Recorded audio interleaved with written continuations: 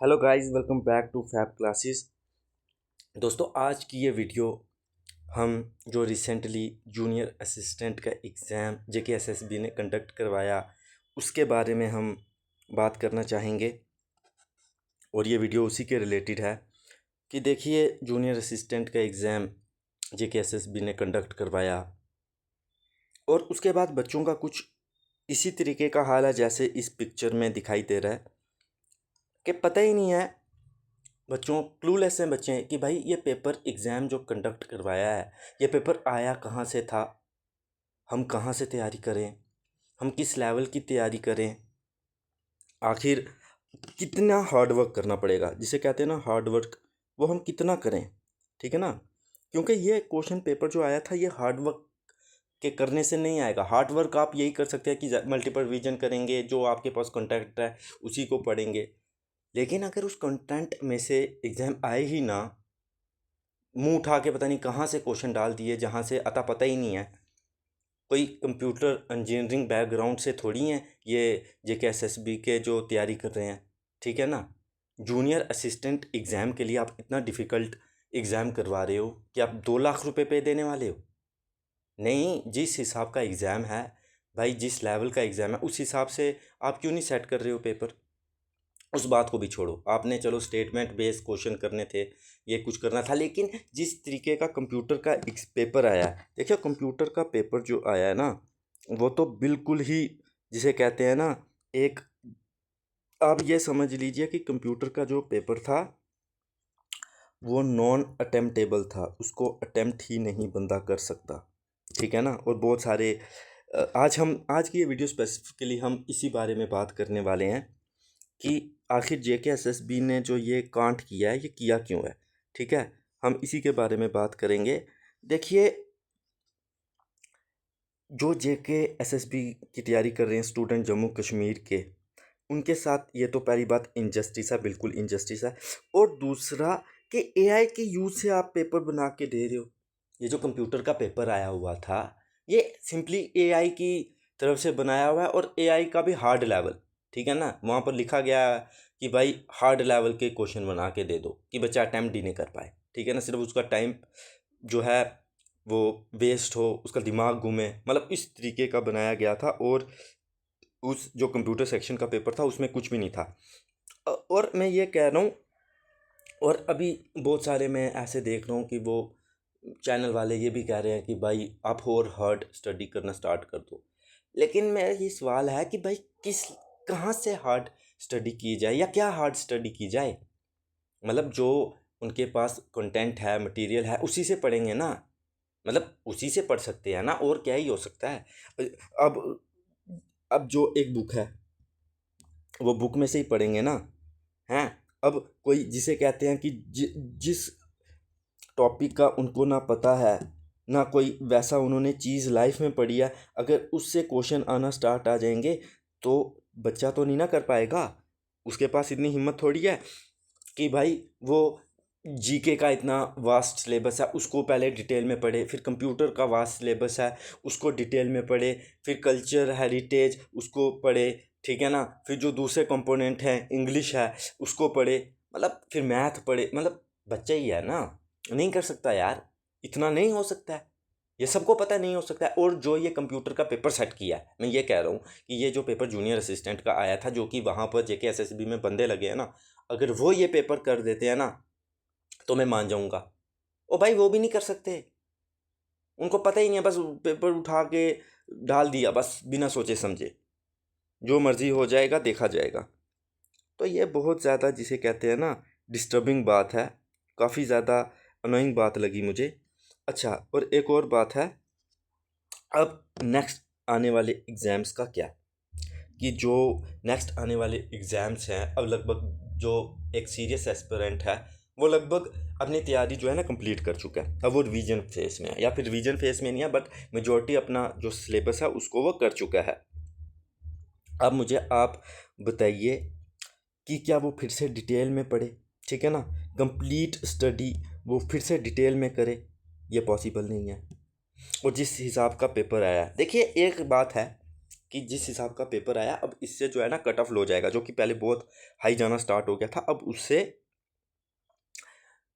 लो जाएगा। लेकिन मैं फिर भी वही कहूँगा कि स्टूडेंट्स हैं, वो कोई रोबोट्स नहीं है कि भाई उनमें कोई इन्फॉर्मेशन फीड की गई है कि वहाँ से वो बता देंगे आपको, वहाँ से वो चीज़ें समझा देंगे, वहाँ से वो क्वेश्चन को अटैम्प्ट कर लेंगे, वैसा नहीं हो सकता।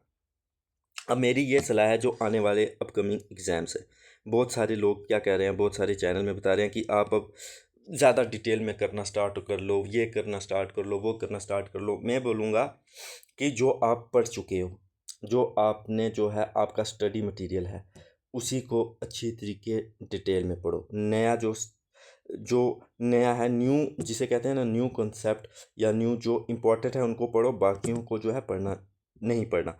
क्यों? आपका दिमाग है, मेमोरी कार्ड नहीं है कि हर चीज़ फिट कर पाओगे। हाँ, ये बात है कि जिस पहले टॉपिक को आप उतना ध्यान नहीं देते थे, अब उसको थोड़ा कंसेप्चुअल वाइज पढ़ो, उसके पीछे का रीज़न पढ़ने की कोशिश करो, जिससे कि आप क्वेश्चन को टैकल कर पाओ। नई नई चीज़ें आप इतना करोगे तो पुराना भूल जाओगे, क्योंकि इतना करना पॉसिबल नहीं होता, ठीक है ना। ये कहना बहुत आसान है कि डिटेल में करो, ये करो, वो करो। भाई आईएएस अगर इतना ही डिटेल में इंसान कर सकता, इतना ही अगर वो ज़्यादा पढ़ता, तो यार वो आईएएस क्यों नहीं निकाल देता?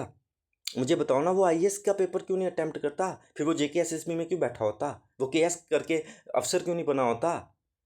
बात है ना।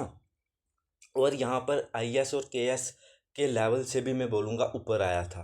मैं ये बिल्कुल बोलूँगा कि उसके लेवल से भी ऊपर था, क्योंकि एक तो होता है ना कि आपने लेवल बढ़ा दिया, और लेवल बढ़ाने का मतलब है कि जो स्टेटमेंट बेस्ड क्वेश्चन आ रहे थे वो समझ आता है कि भाई स्टेटमेंट बेस्ड क्वेश्चन आ रहे हैं, कि हमें स्टेटमेंट अब पढ़नी होगी, सीधे एक वन लाइनर नहीं आ रहे, अब स्टेटमेंट पढ़ के हमें क्वेश्चन लगाना पड़ेगा। लेकिन इन डेप्थ इतना डिटेल में, जितना कि पूरा दिमाग घूम जाए, और भाई इतना थोड़ी बच्चा करेगा यार। अगर बच्चे इतना कर रहा है, अगर वो इतना करेगा, तो उस लेवल का आपको फिर उसको चीज़ें भी, इनिशिएटिव्स भी देने पड़ेंगे, इंसेंटिव्स भी देने पड़ेंगे। ये थोड़ी है कि आप जो जूनियर असिस्टेंट का एग्ज़ाम है उसके लिए आप इतना टफ पेपर डाल रहे हो, बच्चों का दिमाग घूम गया है।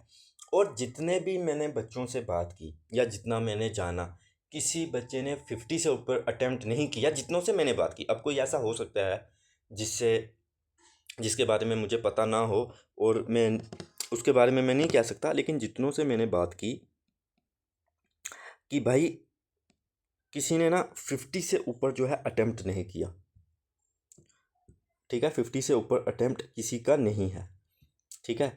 अब अगर कोई बच्चा उठ के 70-75 नंबर लेके आ जाता है इस एग्ज़ाम में, तो सर या तो वो बहुत ज़्यादा अल्ट्रा लेवल इंटेलिजेंट है, ठीक है ना, बहुत ज़्यादा इंटेलिजेंट है, या तो फिर भाई पेपर उसके पास पहले था, वो रट के गया था। क्योंकि 80 मिनट जिसे कहते हैं ना, 80 क्वेश्चन थे, 1 घंटा था, 60 मिनट में 80 क्वेश्चन, बहुत मुश्किल है।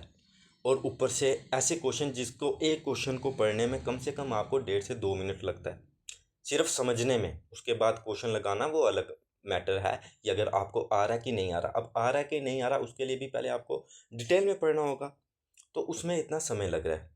तो ये एक वेकअप कॉल है स्टूडेंट्स के लिए, नहीं जेके एसएसबी के लिए। बहुत सारे लोग कह रहे हैं कि ये स्टूडेंट के लिए वेकअप कॉल है। भाई स्टूडेंट क्या करे? स्टूडेंट अपना काम कर रहा है जितना उसके पास जो सिलेबस में प्रिस्क्राइब्ड है। अब सिलेबस में है basic knowledge of computer. Basic knowledge में क्या आता है कि उसकी वर्किंग कैसे होती है, जो कि आमतौर पर बच्चे पढ़ते आए हैं, आप और में पढ़ते आए हैं। वो होता है बेसिक प्रिंसिपल, बेसिक नॉलेज।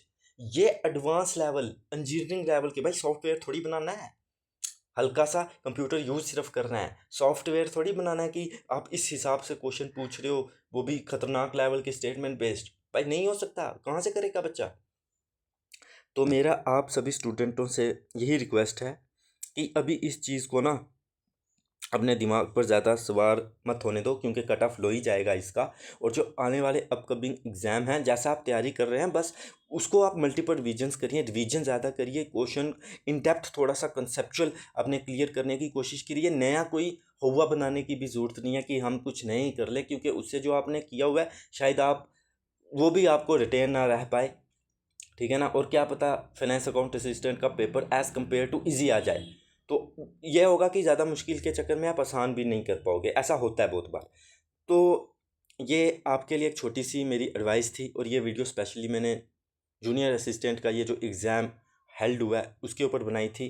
ज़्यादा से ज़्यादा आप लोग जिसके पास ये वीडियो पहुंच गया कमेंट कीजिए, ताकि JKSSB को भी पता चल सके कि स्टूडेंट्स हैं, रोबोट्स नहीं हैं, और इनको स्टूडेंट्स की तरह ही हमें ट्रीट करना है। आज की वीडियो में बस इतना ही। अब मिलेंगे नेक्स्ट वीडियो में, तो बाय।